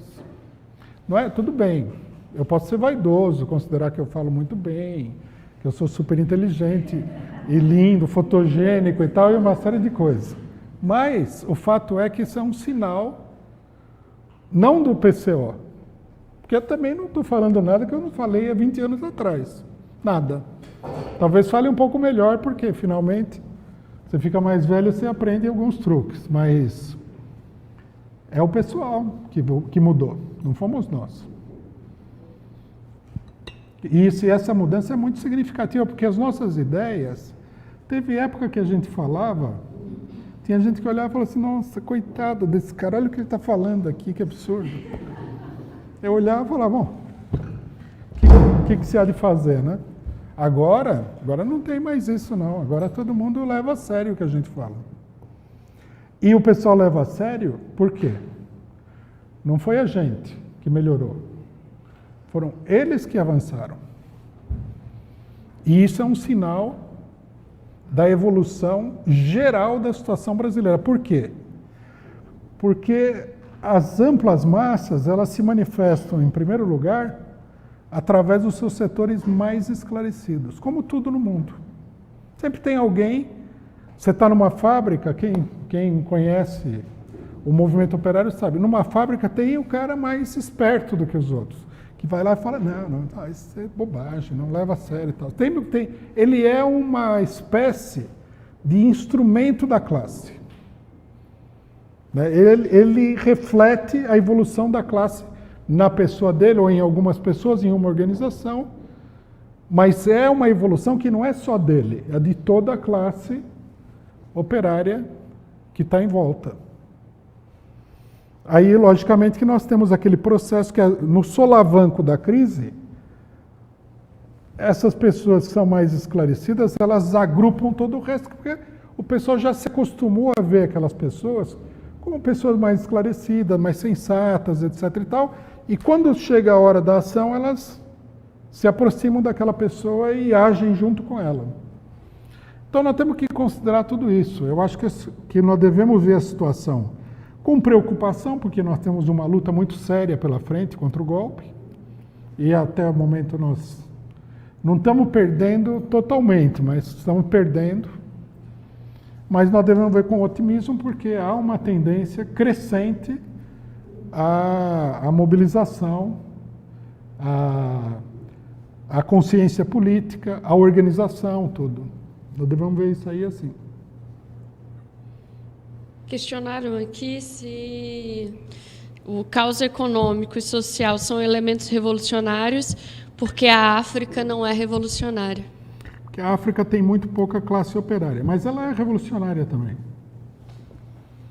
Senão nós estaríamos aqui subestimando as enormes, duras revoluções que aconteceram na África. Se a gente estudar a revolução em Angola e Moçambique, nós vamos ver a saga que foi isso daí. Não foi pouca coisa. Guiné-Bissau, Cabo Verde, um monte de lugares aí. Muita revolução, muita luta. Muita revolução, muita luta, muita elaboração política, muita literatura que surgiu disso daí. E nós temos que entender também o seguinte, foi a África que provocou a revolução em Portugal. Que foi um dos momentos mais importantes revolucionários na segunda metade do século XX. Os revolucionários portugueses, que eram na sua maioria soldados, eles aprenderam a revolução com os revolucionários africanos. Então, na África tem muita revolução e tem muito caos também, e logicamente que eles estão atravessando uma etapa parecida com o mundo todo, é muita desorganização política. Mas isso daí, podemos ter certeza que é uma coisa transitória. Agora, a África não é o Brasil, que tem uma classe operária do tamanho da classe operária brasileira. Tem que lembrar isso daí, por isso a situação lá tende a ser uma situação mais caótica mesmo. Mas não quer dizer que os africanos não tenham tendências revolucionárias. Tem mais a ver com isso que você falou, das organizações e... chegaram no poder, tem todo um processo de adaptação. Os antigos revolucionários entraram no poder, fizeram uns governos aí meio esquisitos e tal, tem desgaste. A próxima pergunta é como evitar uma contra-revolução de natureza burocrática como a que ocorreu na Rússia, se grande parte do movimento dos trabalhadores está enraizada na burocracia? Bom, eu não entendo isso aí de que os trabalhadores estão enraizados na burocracia. O trabalhador, é um pobre, recebe um salário super miúdo, vive nas piores condições possíveis. Essa é a grande massa dos trabalhadores. Nas organizações sindicais e tal, surge uma burocracia ali onde tem dinheiro, né? O dinheiro chama a pilantragem, isso daí é uma coisa natural.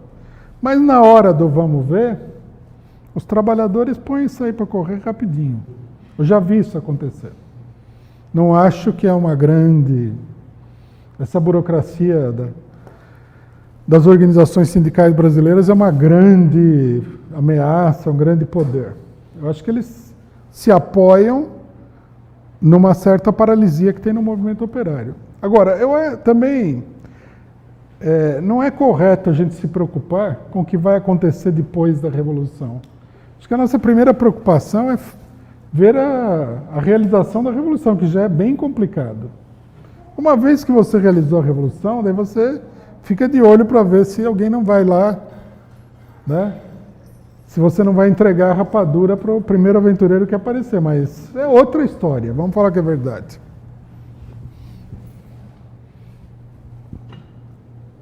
Aí tem uma pergunta relacionada com o próprio sindicalismo no Brasil. E diz o seguinte: grande parte do sindicalismo no Brasil hoje é baseado no funcionalismo público, ou seja, pequeno burguês, se não em sua condição pequeno burguês, se não em sua condição econômica, em sua ideologia. E aí é um comentário, mas que insinua a situação do movimento sindical, né, no país estando... Não, essa é uma avaliação incorreta. A maior parte dos sindicatos são da iniciativa privada, não do funcionalismo público. A Confederação de Metalúrgicos da CUT tem coisa de 600 mil metalúrgicos.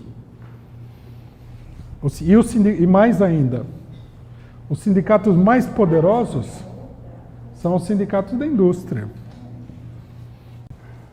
Os sindicatos da indústria, eles são uma força extraordinariamente grande. Veja, aqui a pessoa seguia pelas aparências. Como tem muita mobilização de funcionário público, eles acham que só tem sindicato de funcionário público, mas não é assim. Você imagina, por exemplo, petroleiros, eletricitários. Ixi, tem uma quantidade enorme de indústria de grandíssimo porte aí. É muito sindicato. Tem sindicato aí de trabalhador da indústria que o pessoal nem imagina que existe. Na época que eu atuava na CUT em São Paulo, aqui apareceu o sindicato da indústria de materiais abrasivos. Nunca imaginei que existisse esse sindicato, mas estava lá o sindicato. Você tem sindicato de couro, de fabricação de sapato, têxtil, alimentação, carnes e frios, que é um sindicato separado da alimentação. Tem milhares. E é sindicato em tudo quanto é cidade do país.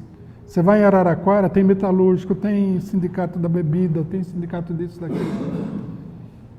O que provoca essa ilusão é que, como até recentemente o funcionário público goza de uma certa estabilidade no emprego, ele se arrisca mais na greve, porque ele tem menos medo de ser demitido. É simplesmente isso. Menos medo, não é que ele não tem medo, mas ele tem menos medo. Não, porque na indústria, você faz uma greve, nada impede que você seja demitido ali no ato. Quando tinha muita greve nos setores industriais, a quantidade de demissões era gigante. Eu já acompanhei vários sindicatos. É muito diferente a situação de um trabalhador numa empresa estatal do que do trabalhador numa empresa privada. E mais ainda funcionário público. Professor, por exemplo, faz um monte de greve. Aí tem quarto ponto, o cara recebe uma... Vamos ver como é que vai ficar, né? Agora o negócio vai enfeiar.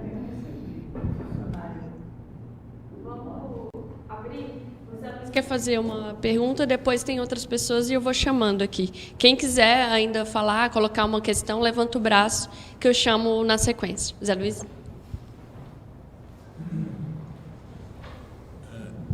Quero voltar ao tema da Revolução Russa. Muitas correntes aí da esquerda burguesa falou que o grande culpado da burocratização foi o ato do Lenin em 2021, proibir a tendência. Se essa visão é correta. Não tem nada a ver. A burocracia é um fenômeno social. O problema é o seguinte, veja bem, não é difícil da gente entender o problema da ascensão política da burocracia na União Soviética. No Brasil, que também é um país atrasado, onde a organização da classe operária tem enormes deficiências em comparação com países desenvolvidos, você sempre vê a seguinte situação. Quando os trabalhadores estão em movimento, essa burocracia toda que a gente vê aí, porque os sindicatos têm uma burocracia monstruosa, ela perde totalmente a capacidade de decisão. Os trabalhadores... por exemplo, eu atuei no momento em que a CUT se construiu. Em um único ano, as oposições sindicais que vinham da base dos sindicatos, que eram apoiadas pela CUT, ganharam mais de 1.000 sindicatos em um ano. Quer dizer, uma média de coisa de 3 por dia. Por quê? Porque os trabalhadores estavam num momento de ascenso, atuavam e eles se opunham. Depois, o que aconteceu? Devido à política econômica anti-inflacionária aplicada pelos governos e às derrotas que os trabalhadores sofreram, esse movimento ele ficou paralisado. Aí a burocracia ela começou a controlar vários sindicatos. E nesse momento nós estamos numa etapa que representa a reversão desse processo. Então isso é uma coisa natural. Aí o que acontece? A derrota a burocracia se apoderou do poder na União Soviética. Se você faz uma análise impressionista, dá a impressão assim de que aquela ditadura, aquele negócio todo, parece uma coisa extraordinariamente poderosa. Muita gente achava que a burocracia era uma nova classe social, um novo período histórico e tal. Não tem nada a ver. A hora que os trabalhadores, nos países onde a burocracia dominava, começaram a se mobilizar, a burocracia rapidamente veio abaixo. Você vê, eu acho que a primeira mobilização que houve num Estado operário dominado pela burocracia foi a mobilização dos trabalhadores de Berlim em 53. Em 56, a crise percorreu todos os países do bloco soviético. E nós tivemos aí, o ponto maior foi a Revolução na Hungria, onde o exército soviético, das tropas do Pacto de Varsóvia, invadiram a Hungria para conter a Revolução. Em 68, a onda se espalhou ainda mais. Aí nós tivemos a Revolução na Tchecoslováquia, que também foi dominada pela intervenção das tropas do Pacto de Varsóvia. A partir daí, a própria União Soviética viveu um período de grande instabilidade. Entra o Khrushchev, depois da morte do Stalin entra o Khrushchev promove uma abertura que já era um sinal de crise e tal. E, finalmente, em 1980, com o levante dos trabalhadores na Polônia, o domínio da burocracia se transformou num domínio insustentável.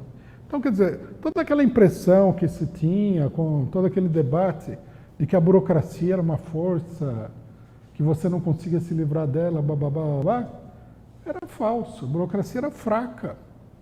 Foi uma série de acontecimentos internacionais que permitiram que a burocracia se mantivesse.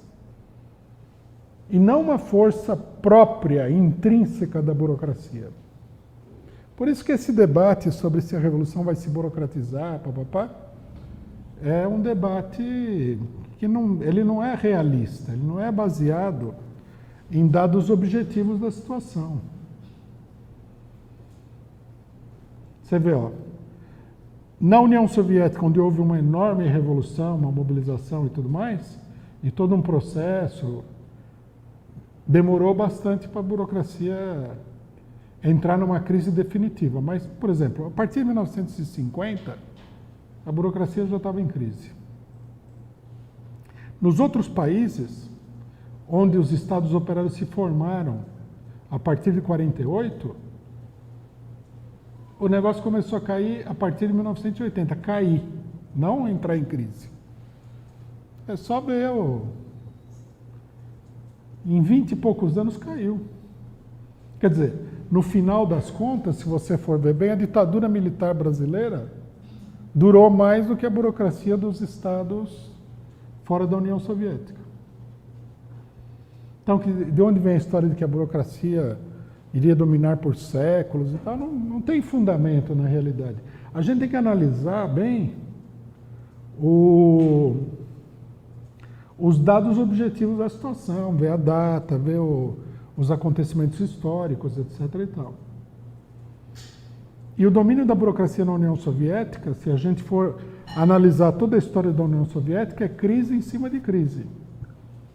Quer dizer, não é nunca um domínio estável, porque, logicamente, uma burocracia, que é uma coisa que foi imposta à classe operária de fora, é uma coisa instável.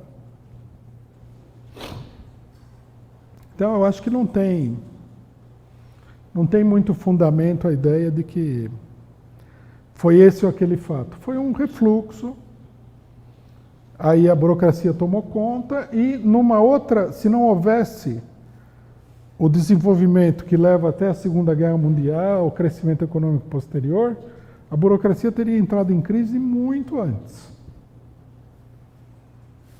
na própria União Soviética.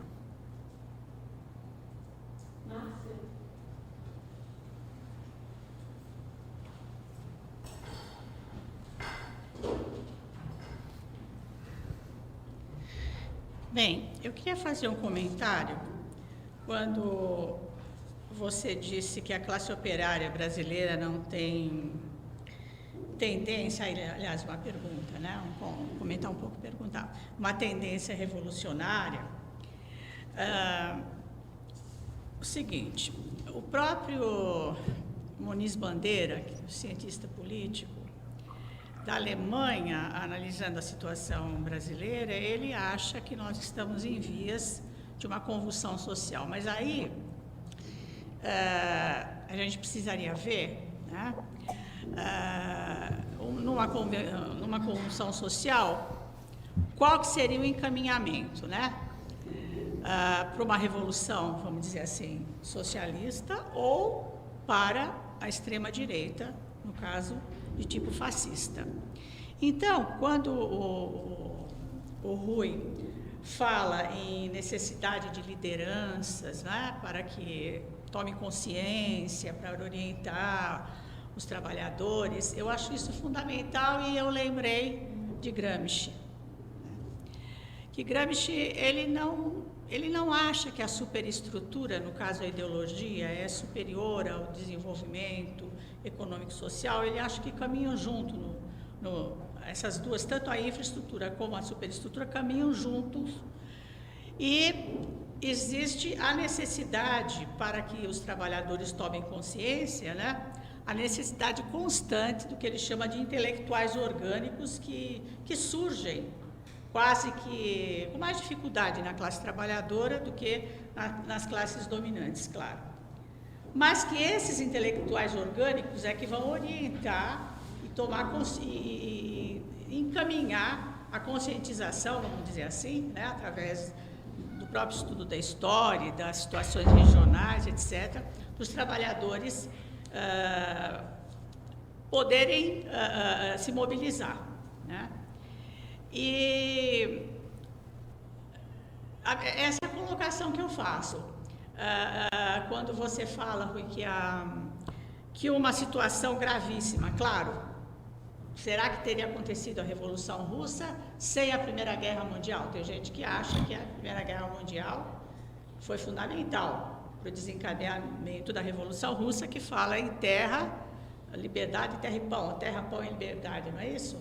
Paz, pão e terra. Pão e terra, isso mesmo, desculpa. Então, numa situação caótica...